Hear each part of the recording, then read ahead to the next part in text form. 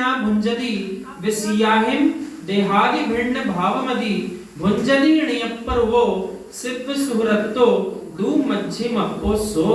अर्थात जो आत्मा को देह आदि से भिन्न मानने वाला है, पहली कंडीशन, देह आदि शब्द है, देह अकेले नहीं है, मात्र शरीर की बात नहीं चल रही कि पर शरीरों को अपने शरीर को भिन्न मानो, ये चर्चा वहां नहीं चल रही। देह आदि का अर्थ है जैसे आपका शरीर पर है ऐसे सबके शरीर पर है। द्रव्य परावर्तन में वैराग्य उत्पन्न करने के लिए कितनी सुंदर परिभाषा दी जिनेन्द्र प्रभु ने कि जितने आंखों से तुमको शरीर दिख रहा है, चाहे दूसरे मनुष्यों के दिख रहे हो, चाहे त्रियंचों के दिख रहे हो, उन सारे शरीरों के पर्यायों के जो पुद्गल परमाणु हैं, उन सबको आप अपनी पर्याय का पुद्गल परमाणु कई बार बना चुके हैं। कितनी गंभीर बात है। जितने शरीर दिख रहे हैं, जिनको देखकर किसी को ग्लानि आती है, किसी को आनंद होता है, वो सारे शरीर के पुद्गल परमाणु आपके शरीर के किसी पूर्व पर्याय में पुद्गल परमाणु बन चुके, आप सबको संग्रहित कर चुके हैं और सब छूट गए फिर से। यही है द्रव्य परावर्तन, यानी क्रम से उसने सारे द्रव्यों का उपभोग किया है। उपभोग मानेंगे कि नहीं मानेंगे? अभी जो शरीर उसका उपभोग चल रहा है कि नहीं, बार बार इस्तेमाल हो रहा है कि नहीं हो रहा है? ऐसे जितनी पर्याय पहले हुई सब में उसने सारे पुद्गल परमाणु का उपभोग किया है। किसने? इस बहिरात्मा ने। हाँ, इस बहिरात्मा ने किया। इसलिए अब तो क्या समझना चाहिए, जितना एकांत पने में आनंद आने लग जाए समझते जाओ बहिरात्मा समाप्त हो चुका, उतने ही अपन अंतरात्मा स्थिति में है। और जब भीड़ के बीच में समय बर्बाद करने में आनंद आया तो समझ जाओ अंतरात्मा पने से छूट गए, बहिरात्मा पने में प्रवेश हो चुका। किसी से पूछने जाने की जरूरत नहीं है।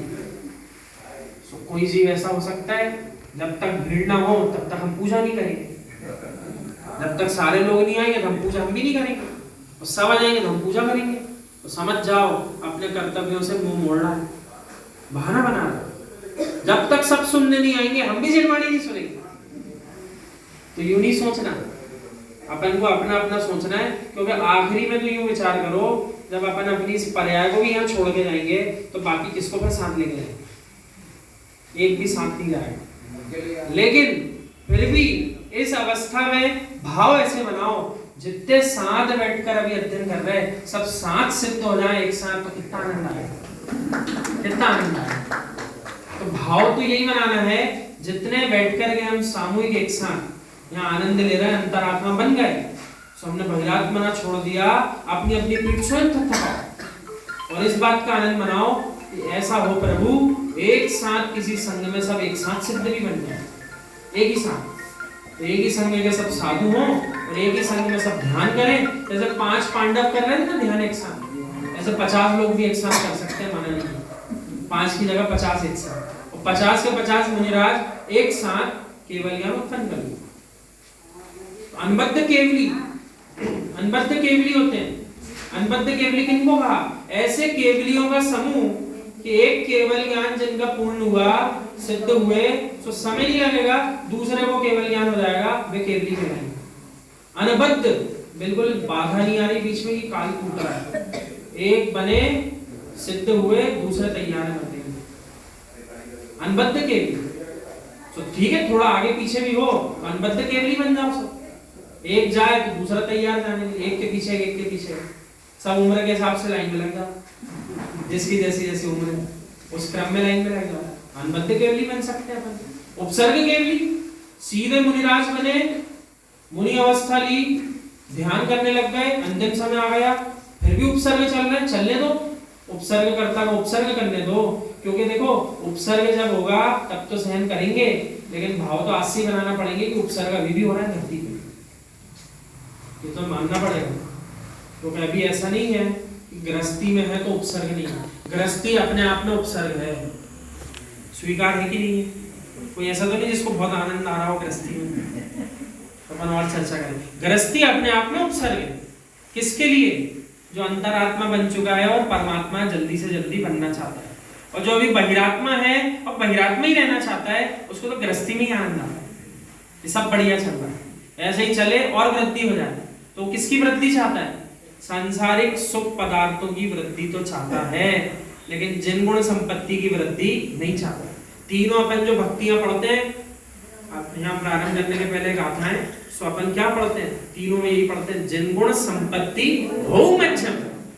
संपत्ति बढ़े और मिले तो कौन सी मिले और बढ़े, जिन्हें अंदर प्रभु की जो गुण संपत्ति है, ऐसे अनंत गुणों की संपत्ति मेरे पास आ जाए, तो वो एकदम से नहीं आती, धीरे धीरे आती रहती है।